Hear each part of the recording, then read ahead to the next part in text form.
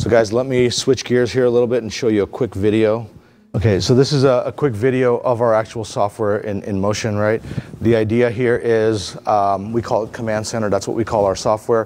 First thing you do is you take your pools of resources, your CPU compute, SSD, all of the hardware, connect it into the fabric, right? And then we come in with our software and we compose. As mentioned, the first thing is to take the resources from the free pool and create groups. A group for different parts of the organization, so you can multi-tenant and segment the resources.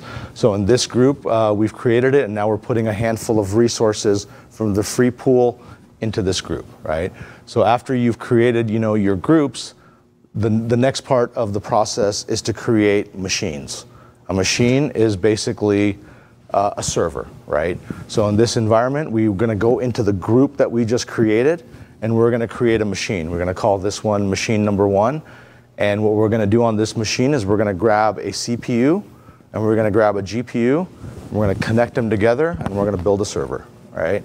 So you'll see here is we did it, and when we hit confirm here, we're actually reprogramming the PCIe fabric, and we're in this scenario hot plugging a GPU into a running CPU. So now we're going to go into Linux and we'll hit LSPCIe, and you're going to see the GPU pop up there. Now we say, let's say we need another GPU in that machine. Literally, we go into our GUI this fast, we hit edit, we grab the GPU that's been sitting there, we hit done. When this thing hits done, it goes and it reprograms the fabric, and it hot plugs a second GPU into that running server. We did not power down the server. You go over here, you hit LSPCIe, and you'll have 2 GPUs connected. Literally that fast is how fast we can reprogram hardware. Right. So guys, this is our switch, right? As mentioned, it is 1U tall, half U wide. The idea here is you can put 48 ports in a standard 1U socket.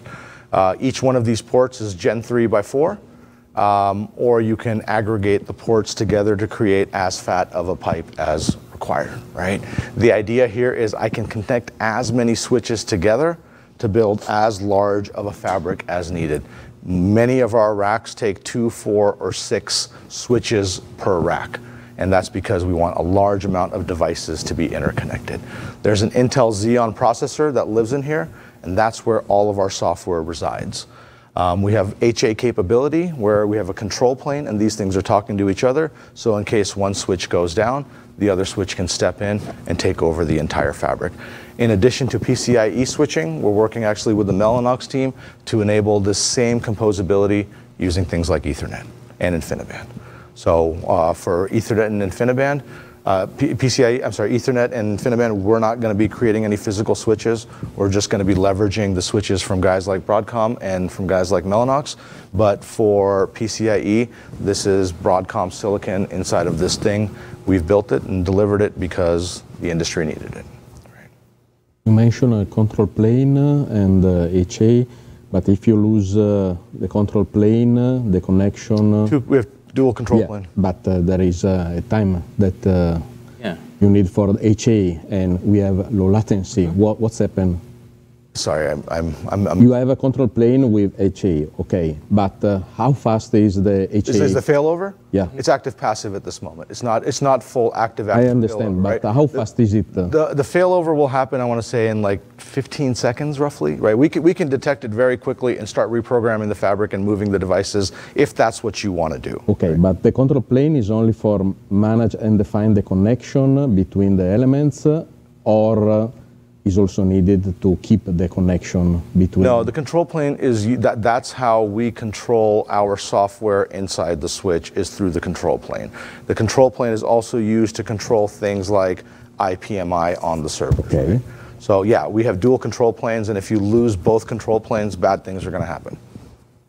Right. But even during that 15 seconds, it sounds like the computer is essentially unplugged. Like all the parts of it are... Are you asking if a switch goes down, what happens? Yeah, during that failover. Yeah, during the failover, all of the devices on the other side of the switch, they will disappear, right? Well, during the failover event, right? It's like what happens in a normal environment when your GPU fails. What do you do, right? So about your software, you said that you're working on an orchestration layer that's compatible with Kubernetes. It's already, yeah. Okay, so I'm guessing that's through an API? Yeah, so yeah, everything that we do for the higher level orchestration is done through REST API, right? So we have a cookbook, so anything you can do in the GUI, you can do through REST API, and we give that to our customers, and they basically are able to cut and paste commands from the API sequence and do their own orchestration, right? Is your GUI built on that same API? Yeah. Okay. Yeah. Yep. Final questions, comments? I have a question for you. Sure. So that video demo that you showed us, was that sped up at all? No, that's how fast it runs. It takes, you guys can come to the show floor, it takes about 15, 20 seconds to reprogram a fabric, but in all honesty, the time depends on how many devices we're reprogramming. Reprogramming 100 devices takes a little bit longer than reprogramming one. Right. That's pretty cool. Yep. In that scenario, we have customers that say, in that scenario, the only other option I would have had was to spin up 6 tickets and have the machine down for half a day. Right. So how do upgrades work with your controller, with your control plane? Yeah, we have the ability to remote update all the software in our switch, right, through control plane. Right, so we can come in through control plane and update all of the software on our switch, and that's what we provide to our customers as we release new features. We update it on their side.